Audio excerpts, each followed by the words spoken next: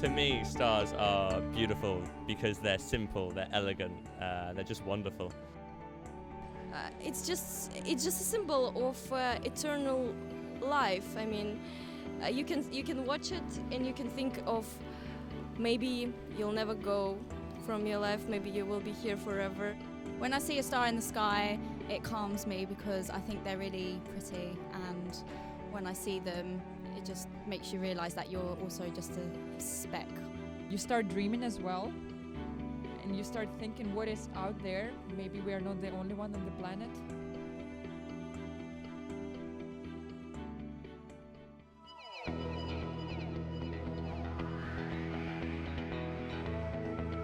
When you're explaining a star, it's probably easiest to try and imagine it on a scale that you can, because they're obviously so huge that it's very difficult to imagine that. Stars are essentially a gas cloud that has collapsed due to the gravitational pull. A star is a roughly spherical incandescent body, so a bright luminous thing, which is deriving its energy sources from nuclear reactions. So what happens is gravity starts to work as gravity does, and it sucks all of your hydrogen gas in, starts compressing it all together.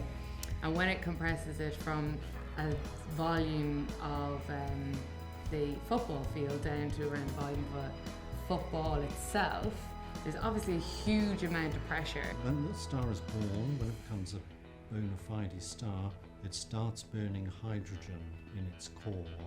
When it does that, it's really and truly a star. The Allen telescope is a 24-inch aperture telescope.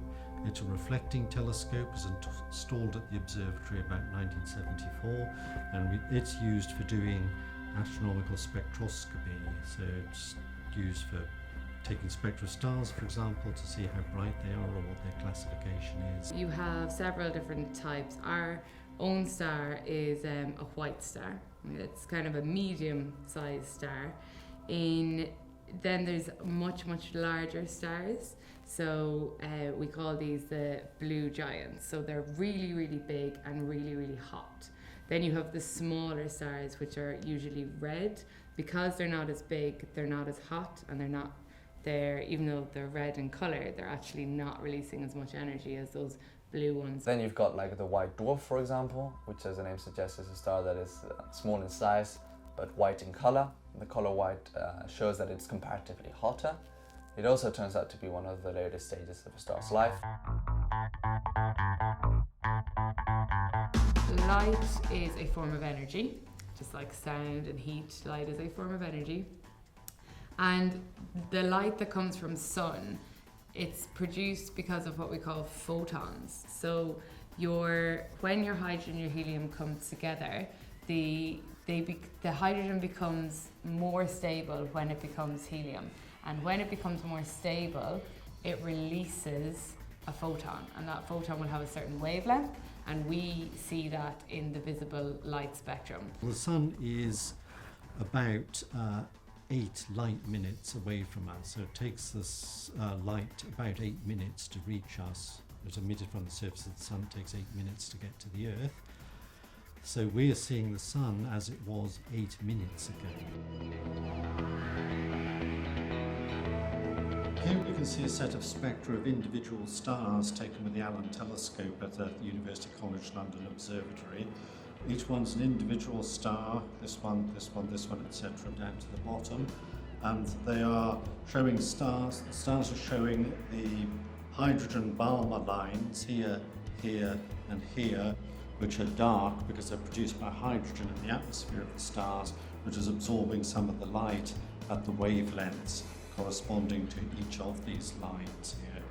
The stars are arranged in order, so we have the hottest ones up the top with surface temperatures about 20,000 degrees Kelvin, going down to the coolest ones about 7,000 Kelvin. So even the coolest ones are a little bit hotter than the surface of our own sun. Stars are made essentially, they're big balls of gas, and they are mostly hydrogen and helium. Basically 4 atoms of hydrogen isotopes, usually deuterium and tritium, which fuse with one another to produce one atom of helium.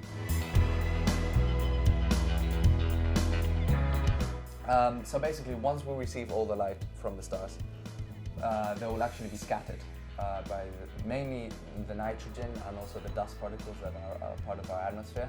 And what happens is they scatter blue more than they scatter any of the rest.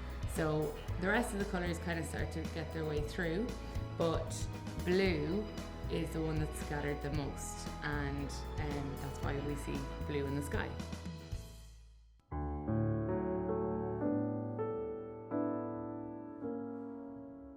Stars are, extremely interesting from all aspects. Back to the time of the Greeks and the Romans. Philosophers wondered at the night sky and tried to give us a place in our universe. And for physicists, they're trying to explain not our existence, but our place in the universe. We've found that we are not the center of the universe. And that's the beauty of physics. It links up everything. I suppose a source of wonder and awe that something can be that very big, millions of kilometres across and so far away.